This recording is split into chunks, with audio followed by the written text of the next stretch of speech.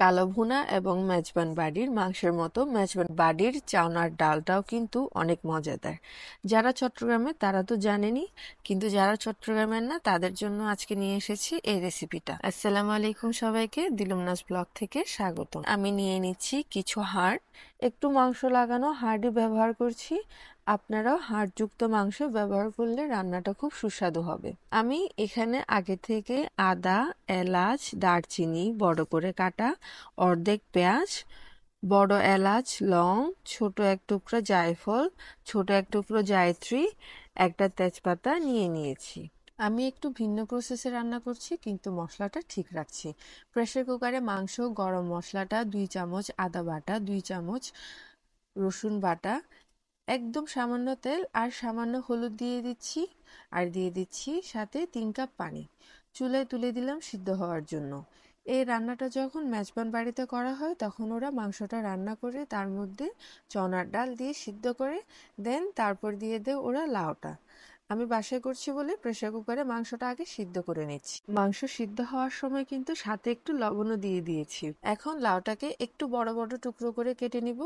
মেজবানে চনার ডালের মধ্যে যে লাউটা দেওয়া হয় সেটা অনেক বড় বড় করে কাটা হয়, তাই আমিও সেম ভাবে কাটার চেষ্টা করছি। প্রায় 40 মিনিটের মধ্যে আমার মাংসটা একদম ভালোভাবে সিদ্ধ হয়ে গিয়েছে।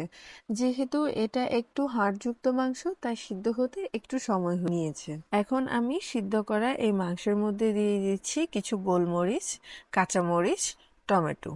250 গ্রামের মতো চনার ডাল আমি আগে থেকেই ভিজিয়ে রেখেছি, যেটা আমি এখন এখানে দিয়ে দিচ্ছি গলে যাওয়ার জন্য। আমি প্রায় 50%-এর মতো ডালটা গলিয়ে নিব এই প্রেসার কুকার। ডালটা 50%-ই সিদ্ধ করবেন, কারণ মশলা দেওয়ার পর আমি ডালটা আবারও রান্না করব।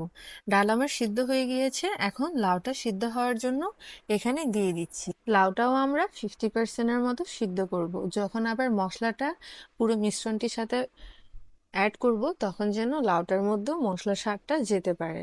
এখন আমি মশলাটা বানিয়ে নিচ্ছি। মশলা বানানোর জন্য প্রথমে দিয়ে দিয়েছি তেল, তারপর দিয়ে দিচ্ছি কিছুটা পেঁয়াজ, সামান্য আদা, সামান্য রসুন, অনেক বেশি দিচ্ছি না যেহেতু সিদ্ধ করার সময় আমরা অলরেডি রসুন আদার পেস্ট ব্যবহার করেছি, এখন একটু সুগন্ধির জন্য ব্যবহার করছি।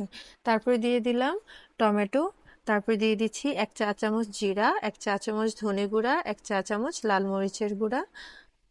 হলুদটা আমি প্রথমে দিয়ে দিয়েছি, তাই এখন আর অ্যাড করলাম না। এরপর সামান্য পানি দিয়ে মশলাটা একটু কষিয়ে নিব। আমার মশলা কষা হয়ে গিয়েছে। এখন একটা নতুন হাঁড়িতে আমি মশলা আর অলরেডি সিদ্ধ করে রাখা লাউ, চনার ডাল আর মাংসটা এখানে অ্যাড করে সামান্য পানি দিয়ে 20 মিনিটের মতো সিদ্ধ করে নিব, যেন লাউয়ের মধ্যে, মাংসের মধ্যে আর চনার ডালের মধ্যে মশলার স্বাদটা ঢুকতে পারে।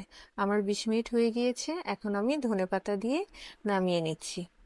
আমার এই ভিডিওটি যদি আপনাদের ভালো লেগে থাকে তাহলে একটা লাইক দিয়ে দিবেন, আর চ্যানেলে নতুন হলে ফলো করে পাশে থাকবেন।